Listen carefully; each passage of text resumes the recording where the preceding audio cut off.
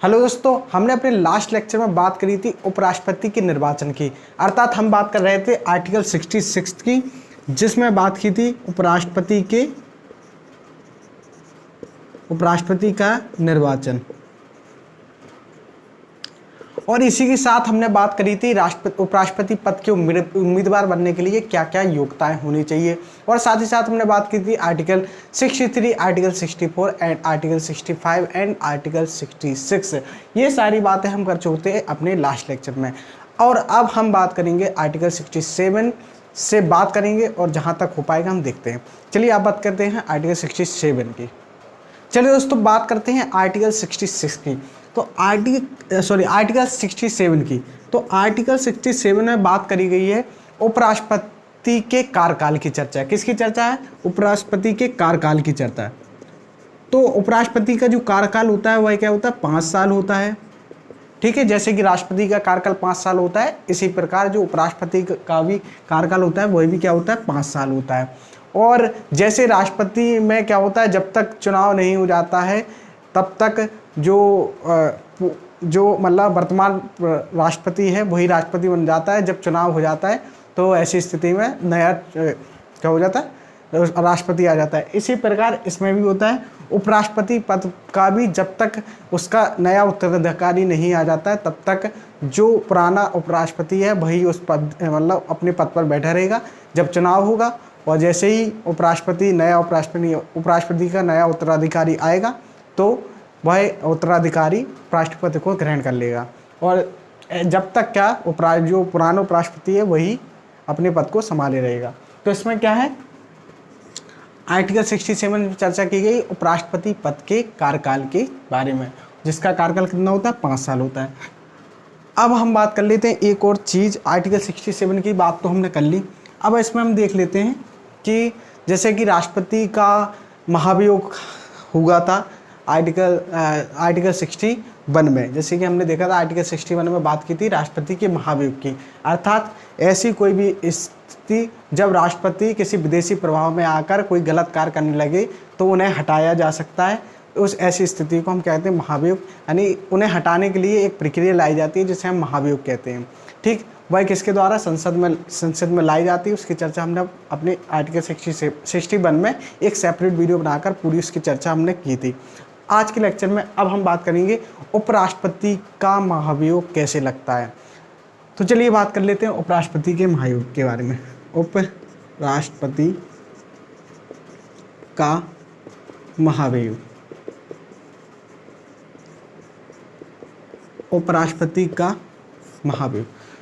तो उपराष्ट्रपति का महाभियोग सेम उसी प्रक्रिया पर लगता है जैसे राष्ट्रपति का महाभियोग हमने लगाया था। मानी जैसा कि राष्ट्रपति के महाभियोग में जो प्रक्रिया अपनाई जाती है वही प्रक्रिया उपराष्ट्रपति के महाभियोग पर अपनाई जाती है।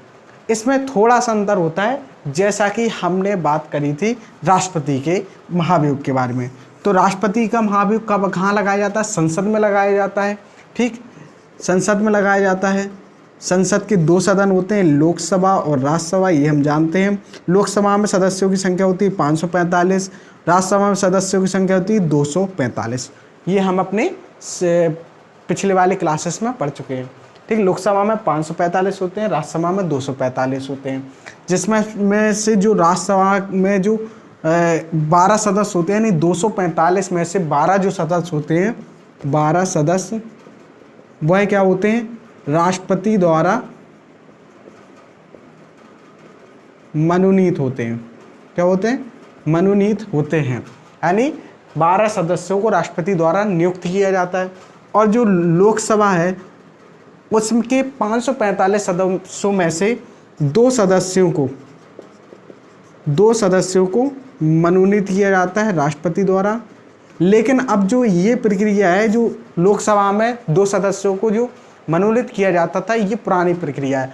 अब जो वर्तमान में होता है, वर्तमान में जो 2 सदस्य होते हैं उनको मनोनीत नहीं किया जाता है। अर्थात वर्तमान में लोकसभा में सभी सदस्य क्या होते हैं? निर्वाचित होते हैं, अर्थात जनता द्वारा चुने जाते हैं।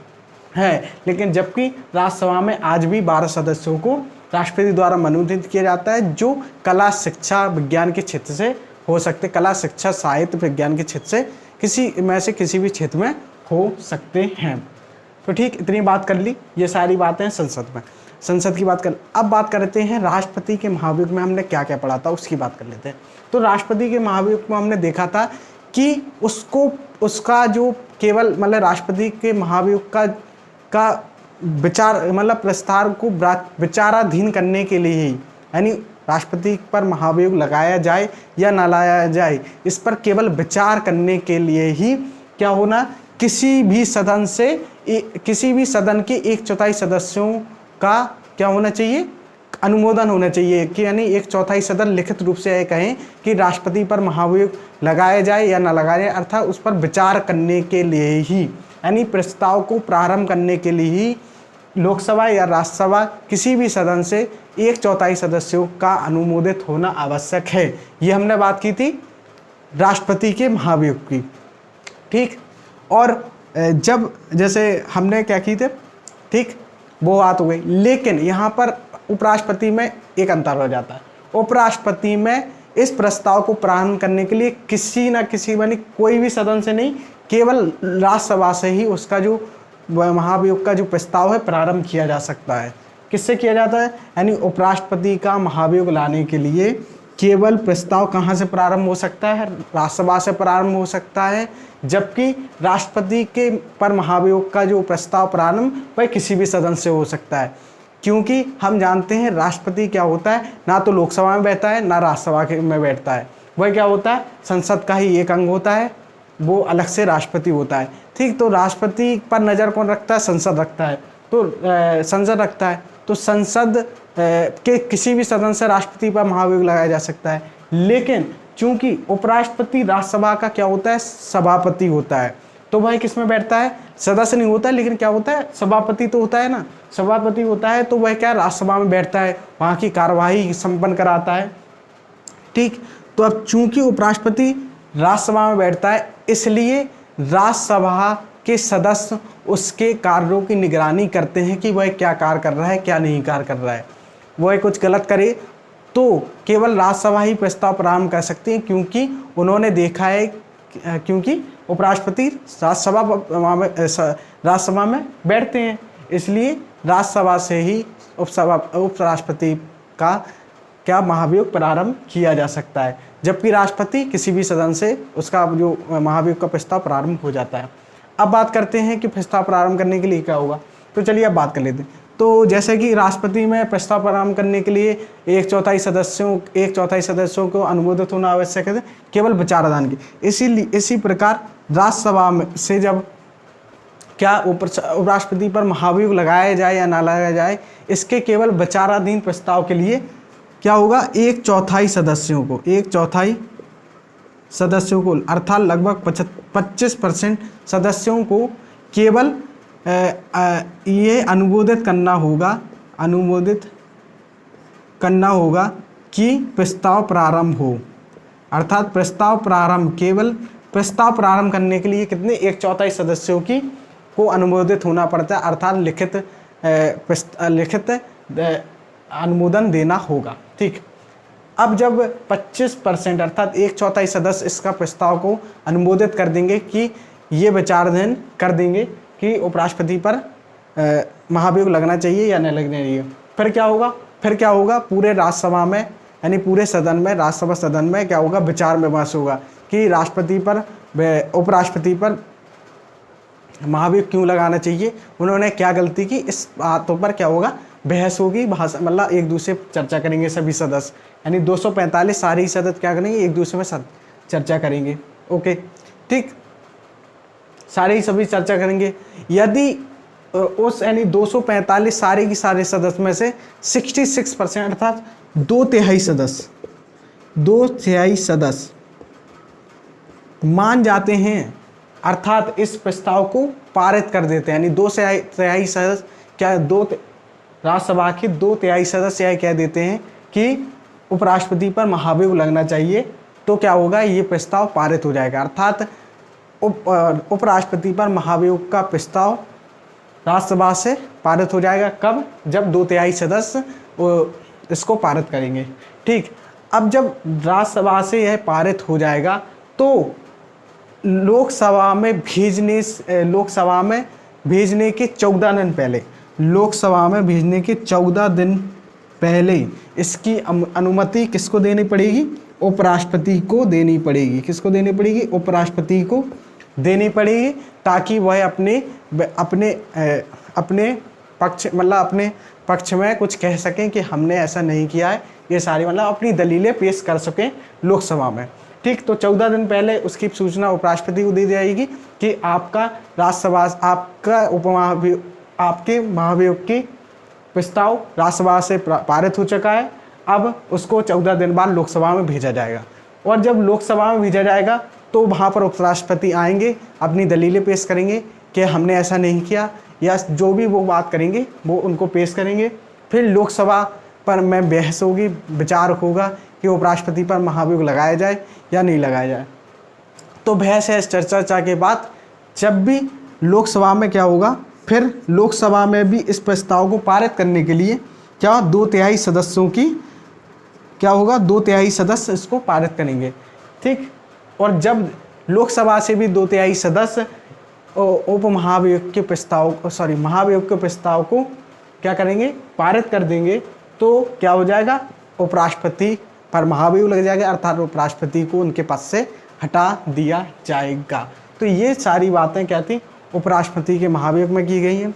उपराष्ट्रपति और राष्ट्रपति के महाभियोग में केवल एक ही अंतर है, क्या है वह देख लेते हैं। उपराष्ट्रपति और राष्ट्रपति के महाभियोग में केवल एक ही अंतर है कि राष्ट्रपति के महाभियोग को किसी भी सदन से लगाया जा सकता है, और जबकि उपराष्ट्रपति के महाभियोग को केवल राज्यसभा से ही प्रारंभ किया जा सकता है, क्योंकि उपराष्ट्रपति राज्यसभा में सभापति होते हैं, वह राज्यसभा में बैठते हैं, वहाँ की कार्यवाही को कराते हैं। इसलिए उपराष्ट्रपति के महाभियोग की चर्चा को प्रारंभ करने का अधिकार केवल राज्यसभा से किया जा सकता है। ठीक, तो ये था उपराष्ट्रपति का महाभियोग। अब बात कर लेते हैं आगे हम। ठीक, उपराष्ट्रपति के महाभियोग में विधानमंडल का कोई भी सदस्य भाग नहीं लेता है। ठीक, केवल लोकसभा और राज्यसभा के सदस्य भाग लेते हैं, जिसमें से प्रस्ताव प्रारंभ कहाँ से होता है, राज्यसभा से होता है।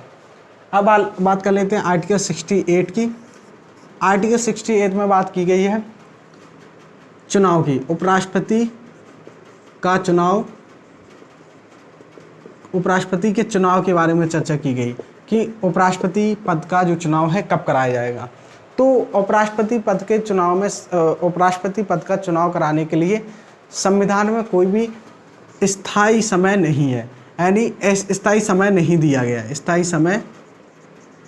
दिया गया कि इतने ही साल इतने ही समय में इसका चुनाव करा लिया जाएगा। कार्यकाल तो 5 साल होता है, लेकिन इसका जो चुनाव कराने का समय है वो निश्चित नहीं है। जैसे राष्ट्रपति में क्या होता है कि 5 साल बाद जिस डेट को चुनाव होना होता है उसी डेट में चुनाव हो जाता है, लेकिन उपराष्ट्रपति पद में ऐसा नहीं होता। उपराष्ट्रपति पद का चुनाव कराने के लिए कोई भी स्थायी समय नहीं होता है। तो ऐसी स्थिति में क्या होता है, तो ऐसी स्थिति में जब तक चुनाव ऐसा कहा जाता है कि 6 महीने के अंदर, यानी कार्यकाल पूरा हो जाए तो 6 माह के अंदर चुनाव करा दिया जाए। स्थायी समय नहीं होता, 6 महीने के पहले आप चुनाव करा सकते हैं।